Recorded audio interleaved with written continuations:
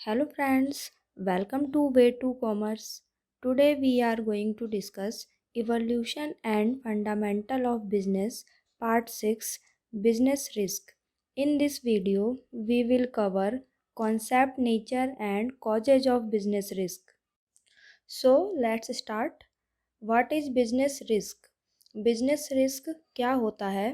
The possibility of loss in business is called business risk. हमारे business में जो भी हमें लॉस की संभावनाएं बनी रहती हैं उनको हम कहते हैं बिजनेस रिस्क।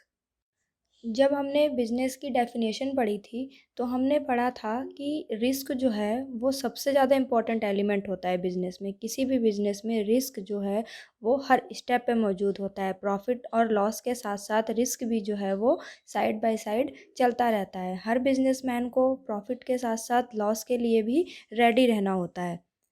बिजनेस हम कोई भी करते हैं आने वाले फ्यूचर के लिए। एंड फ्यूचर क्या है हमारा? फ्यूचर हमारा अनसर्टेन होता है। फ्यूचर के बारे में कुछ भी प्रेडिक्ट कर पाना मुश्किल है, कुछ भी कह पाना मुश्किल है। तो बिज़नेस हम फ्यूचर के लिए करते हैं और फ्यूचर जो है हमारा अनसर्टेन है। और यही जो अनसर्टेनिटी होती है, जो हमें नहीं पता होता कि आने वाले कल में क्या होने वाला है, वही हमारे लिए रिस्क हो जाता है। क्योंकि कोई भी व्यक्ति, कोई भी पर्सन ये नहीं बता सकता कि आने वाले कल में क्या होने वाला है। बिज़नेस में भी कोई ये नहीं बता सकता कि आने वाले कल में क्या होने वाला है, हमें किस तरह का लॉस हो सकता है, हमें किस तरह का रिस्क उठाना पड़ सकता है। तो इसीलिए जो बिज़नेस रिस्क हम कहते हैं वो कहते हैं कि द पॉसिबिलिटी ऑफ लॉस, जो भी लॉस की हमें संभावना है, हमें ऐसा लगता है, हम प्रेडिक्ट करते हैं कि फ्यूचर में हमें ये लॉस होने वाला है, उस पॉसिबिलिटी को हम कहते हैं बिज़नेस रिस्क। एग्जाम्पल्स हम देख लेते हैं। जैसे कि कोई फैक्ट्री है, वहाँ पे अचानक से वर्कर जो हैं वो स्ट्राइक कर देते हैं, जिसकी वजह से प्रोडक्शन रुक जाती है। तो ये क्या हो गया? ये रिस्क हो गया, क्योंकि अचानक से वर्कर ने जो है स्ट्राइक कर दिया, काम करना रोक दिया, जिसका इफ़ेक्ट हमारे बिज़नेस के ऊपर आ गया। अचानक से कंज्यूमर का टेस्ट चेंज हो जाता है, मार्केट में फ़ैशन चेंज हो जाता है, कंज्यूमर के कस्टम एंड ट्रेडिशन चेंज हो जाते हैं डे बाय डे। तो इसकी वजह से क्या होता है? बिज़नेस के प्रॉफिट पे इफ़ेक्ट पड़ने लग जाता है। ये भी बिज़नेस के लिए रिस्क है। तो कोई भी पॉसिबिलिटी, कोई भी संभावना जो लॉस की हमेशा बनी रहती है बिज़नेस में, उसे हम कहते हैं बिज़नेस रिस्क। अब देखते हैं नेचर ऑफ बिज़नेस रिस्क, यानी बिज़नेस रिस्क का नेचर क्या है, उसकी विशेषताएं क्या हैं, उनके फीचर्स क्या हैं। तो फर्स्ट पॉइंट है risk is outcome of uncertainties. Uncertainties हम कहते हैं जो हमें अनिश्चितता होती है, जो हम प्रेडिक्ट नहीं कर सकते हैं कि फ्यूचर में क्या होने वाला है। तो जब हमें यही नहीं पता होता कि फ्यूचर में क्या होने वाला है, तो ऑब्वियस है कि हमें रिस्क जो है वो हमेशा रहता है। इसीलिए बोलते हैं कि अनसर्टेनिटीज से ही रिस्क निकल के आता है।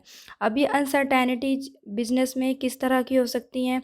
कोई ह्यूमन अनसर्टेनिटीज हो सकती हैं, जैसे कि वर्कर ने स्ट्राइक कर दिया, सामान का चोरी हो जाना। बिजनेस अनसर्टेनिटीज हो सकती हैं, जैसे कि प्राइस में चेंज हो गया, कंज्यूमर के टेस्ट में चेंज आ गया, किसी के कस्टम में चेंज आ गया, ट्रेडिशन में चेंज आ गया।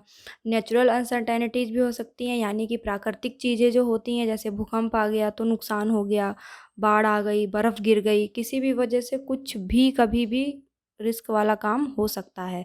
तो इसीलिए risk is the outcome of uncertainties. जो फ्यूचर हम प्रेडिक्ट नहीं कर सकते हैं, उसमें हमें हमेशा रिस्क के लिए तैयार रहना चाहिए।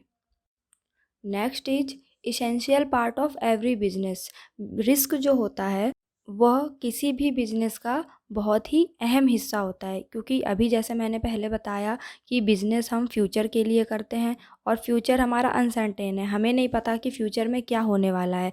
तो रिस्क के चांसेस जो हैं हमेशा बने रहते हैं। हाँ, हम ज़रूर कुछ उपाय करके, कुछ तरीके लगा के इस रिस्क को कम कर सकते हैं, लेकिन हमेशा रिस्क रहेगा, थोड़ा या ज़्यादा।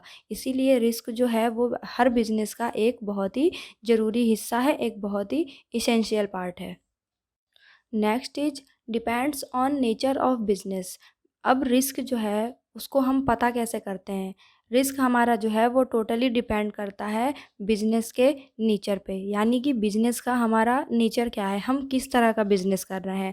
अगर हम डेली यूज़ की चीज़ों का बिजनेस कर रहे हैं, जैसे ये नमक है, दाल है, आटा है, खाने की चीज़ें हैं, तो इसमें हमें रिस्क कम है। इसलिए रिस्क कम है क्योंकि एक तो ये हमारी डेली यूज़ की चीज़ें हैं, और डेली यूज़ की चीज़ें जो हैं वो हमारी जल्दी से प्रोडक्शन होता है, मैन्युफैक्चर होता है, और वो जल्दी से बिक जाती हैं, इसलिए उसमें रिस्क इतनी ज़्यादा नहीं होती हैं। लेकिन अगर वही हम फैशन का बिज़नेस करते हैं, गारमेंट्स का बिज़नेस करते हैं, तो उसमें हमें रिस्क ज़्यादा है। क्यों ज़्यादा है? क्योंकि हो सकता है आज ये ड्रेस मार्केट में कंज्यूमर को पसंद आ रही है, कल ये ड्रेस नहीं पसंद आ रही है, बट हमने तो उतना प्रोडक्शन करके रख लिया, कल तो उसे कोई मार्केट में ख़रीदेगा नहीं अगर फैशन चेंज हो जाएगा तो। और फैशन तो आपको पता ही है कि बहुत क्विकली चेंज होता है, जल्दी जल्दी चेंज होता है, तो वो लॉस किसको उठाना पड़ेगा? वो सारा लॉस बिज़नेस का हो जाएगा। तो इसीलिए जो रिस्क है वो डिपेंड करता है कि आप किस तरह का बिज़नेस कर रहे हैं। अगर छोटे लेवल पे बिज़नेस कर रहे हैं तो रिस्क आपका छोटा होगा, और बड़े लेवल पे बिज़नेस कर रहे हैं तो आपका रिस्क जो है वो बड़ा होगा। Next is profit is consideration of risk taking.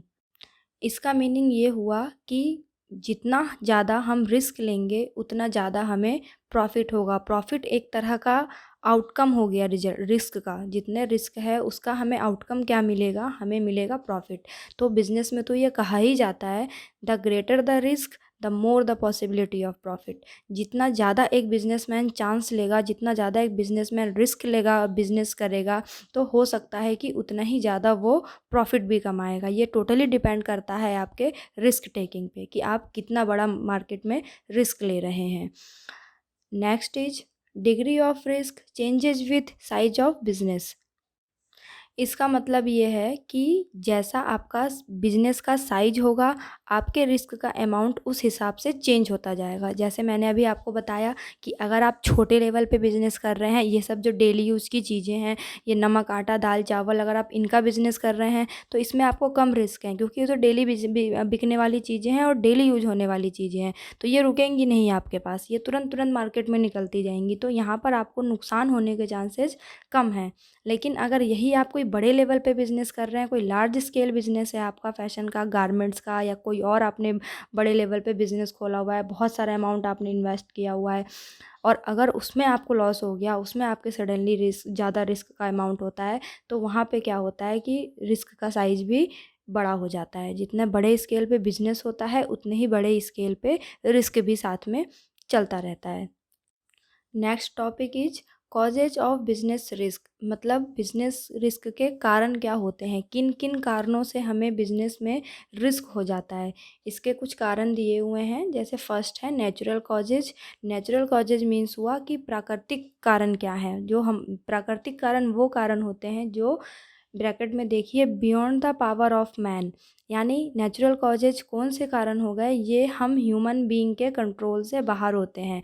हम इनके बारे में सोच सकते हैं लेकिन हम एग्जैक्टली इनके बारे में कुछ कह नहीं सकते हैं। ये प्राकृतिक आपदाएं हैं, ये कभी भी आ सकती हैं, ये हमसे पूछ के नहीं आएंगी।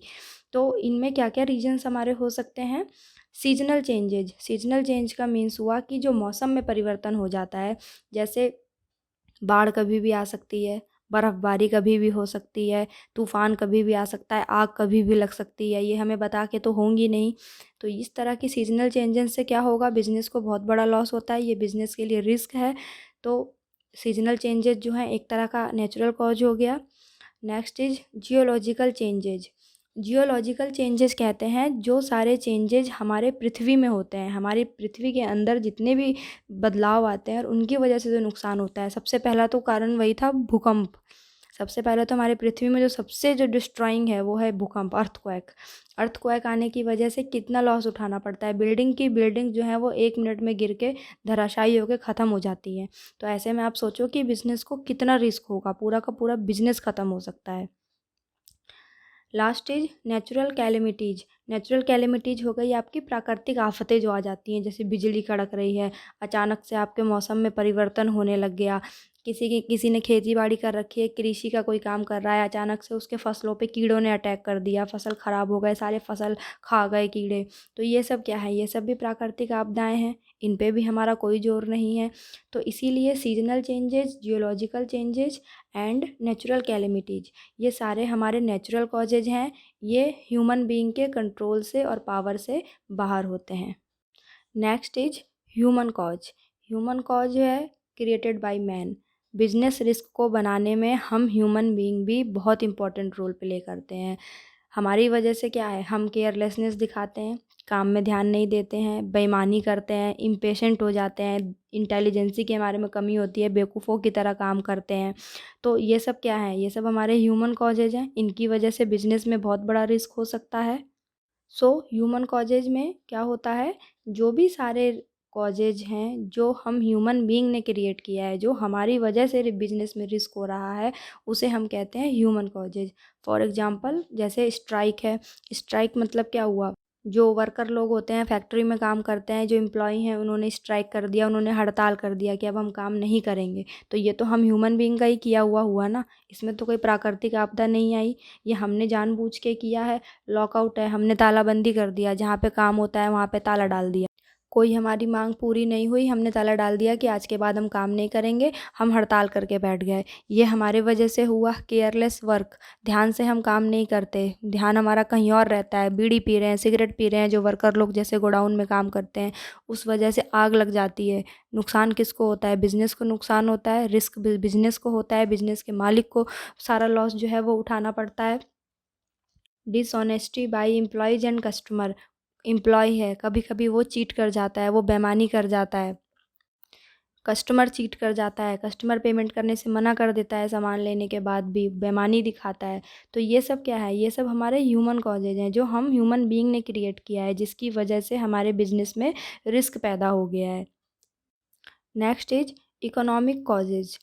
इकोनॉमिक कॉजेज कौन से कॉजेज होते हैं, changes taking place in market, जो सारे चीज़ें मार्केट में हो रही होती हैं, जिनकी वजह से हमारे बिजनेस में चेंज आता है, उनको हम कहते हैं इकोनॉमिक कॉजेज। अब मार्केट में क्या क्या होता है, change in taste, change in fashion, change in price, competition.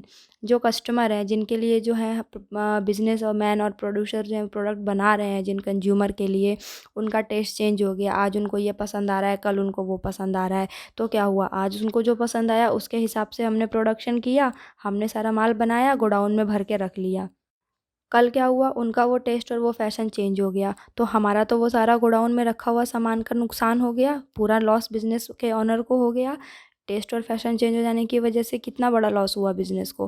Price change हो गई चीज़ की, आज एकदम से ये प्राइस है, कल एकदम से कोई और प्राइस में फ्लक्चुएशन हो गया, बढ़ गई या घट गई, कोई भी रीज़न हो सकता है। तो ये रिस्क की भरपाई सीधा कौन करेगा, ये बिजनेस ओनर के खाते में चला गया। तो चेंज इन प्राइस होने की वजह से बिजनेस को रिस्क हुआ। कंपटीशन, एक मार्केट में अगर कोई कॉम्पिटिटर है, कोई ट्रेडर है, उसने अपनी चीज़ का प्राइस लो कर दिया, कस्टमर उसकी तरफ अट्रैक्ट हो गए, उसकी तरफ भागने लग गए। अब इसके देखा देखी अगर दूसरे को अपना डिमांड बढ़ाना है तो उसको भी प्राइस अपना लो करना पड़ेगा। तो कहीं ना कहीं कंपटीशन की वजह से जानबूझ के बिजनेस में रिस्क पैदा हो जाता है। एक दूसरे से कॉम्पिटिट करने के चक्कर में ही हम एक दूसरे का नुकसान कर देते हैं, अपना भी नुकसान कर लेते हैं। तो इसीलिए ये सब इकोनॉमिक कॉजेज हैं जिनकी वजह से बिजनेस में हमेशा रिस्क बना रहता है।